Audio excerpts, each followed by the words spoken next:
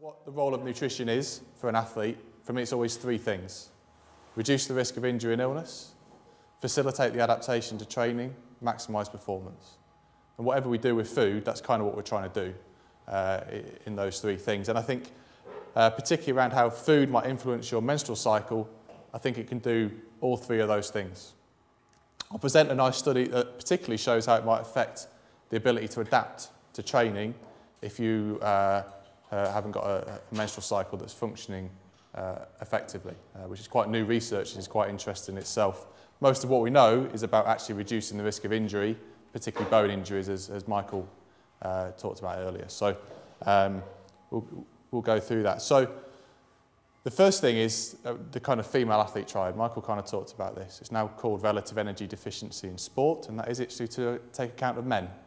We might not have a menstrual cycle, but we have some aspect, and particularly the aspect of low energy, if that's going to work on the screen, low energy availability and the effect that has particularly for women on menstrual dysfunction and low bone density. And that's the traditional view of the female athlete triad. Those three interact ultimately to affect bone health. So low energy by itself will affect bone health, or reduce or increase the chance of a stress fracture, reduce bone density. Energy availability or reduced energy availability will reduce or increase the likelihood of menstrual dysfunction, and then menstrual dysfunction itself can also influence low bone density. So it's like a double whammy on your bones from two different angles. But it's not quite as simple as that. This is kind of something I always kind of think about and don't worry about the details so much, but it's not quite as simple as not getting enough energy will make sure you've got this perfect menstrual function and a perfect bone density. There's a whole bunch of different things that will affect each of those factors and interact with each other, and it can be quite complicated. However, in my experience, the one thing that really can cause some challenges is poor organisation and poor knowledge. So forgetting to eat, not eating at the right time, cooking poor quality food, etc., can have quite an effect on how much you eat. You see it particularly with young athletes when they start to ramp up the training, maybe a lack of knowledge around how much they need to eat to cope with the training load as well. And in my experience, that's quite a significant aspect for athletes, is actually understanding how much to eat, when to eat it, and how it's going to affect their own performance and their training without it getting too complicated. Just a couple of definitions to kind of differentiate two aspects to start with. The first of all is when I talk about low energy availability, and I'm going to spend the next bit of time talking about that term, that is just simply how much energy you take in from your food minus how much energy you're burning during exercise. Then energy balance is something a little bit different, which is energy intake minus your total energy expenditure. So total energy expenditure is made up of three things. It's made up of activity, so the exercise bit. It's made up of the energy it takes to actually burn the food that you eat, and it's made up of resting metabolic rate. So what you're doing right now takes energy, just sat down doing nothing. It takes energy for you to live and do the basic bodily processes to work. So basically energy availability, when I talk about that, is that minus that, and it's kind of not taking into account those two, although you'll see it has an effect on that, which I'll kind of come back to as we go through. So first of all, I kind of want to go back and show you the effect of not consuming enough energy on the menstrual cycle. What happens? And actually there is a threshold in there. So I'll take you through this study, and this was a study from 10, 11 years ago, and I think the first kind of link between consuming enough energy and menstrual dysfunction was around about 1980, I think. It was kind of that early 80s, late 70s when you look at the research. But this was a research, and the world-leading professor in this area is a lady called Ann Laux, who's in America somewhere. She's done huge amounts of research in this area. And this was one of her studies.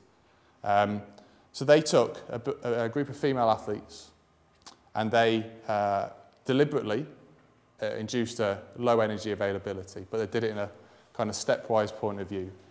But they kept the exercise the same. So you can see here, this is how much energy was expended doing exercise. I think they got them running, from what I remember. But that stayed the same. And what they did is they changed the amount they ate. So this is energy balance over here. and the stepwise reduction in the amount of energy they consumed. And the bars give a good idea that these lines are coming closer and closer together. So there's less energy available on top of the exercise there. So the exercise is the same in each of these conditions, but the amount they eat comes down. Now, being scientists, they like to use fancy words and fancy things that make it very impractical. So energy availability, they measure in kilocalories per kilo of lean body mass per day, which is actually quite hard to put in any practical sense what that means. But basically, the higher that is, the more energy you've got in, the lower it is, the less energy you're taking in, or the less energy that's available. So we've got these different conditions. First thing they did was look at the effect of luteinizing hormone. This is one of the key hormones to kickstart the menstrual cycle. So in the top aspect in each of these conditions is just an example of luteinizing hormone throughout the day, which should go up and down quite frequently, but not very big amplitude. So lots and lots of oscillations. So you can see that in these three women, when they ate adequate energy, you can see a change, or a high frequency, but the changes are not very big. If we look at this one, which is just reducing from 45 kilocalories per kilo of lean body mass per day, actually, it kind of stays the same. It doesn't really change. That one to that one is not massively different. If you start to decrease that to 20, you can start to see that the peaks get higher and it becomes less and less frequent. And by the time we're here, we've got big peaks, and it's not happening very often. So you see a change in one of these key hormones that regulates the menstrual cycle on there. And it's probably better illustrated by this one, which is just kind of that, all of that data collapsed. So when you've got here, energy balance, adequate energy availability, this is the frequency, this is the amplitude of that hormone, luteinizing hormone, throughout the day. So what you want is high frequency, low amplitude. But what you can see as you decrease your energy intake, you start to see frequency goes down, amplitude comes up. So it's affecting the menstrual cycle. And that cutoff seems to be around about 30 kilocalories per kilo of lean body mass per day. And I'll come back onto that being quite an abstract term for you to take away and do anything with.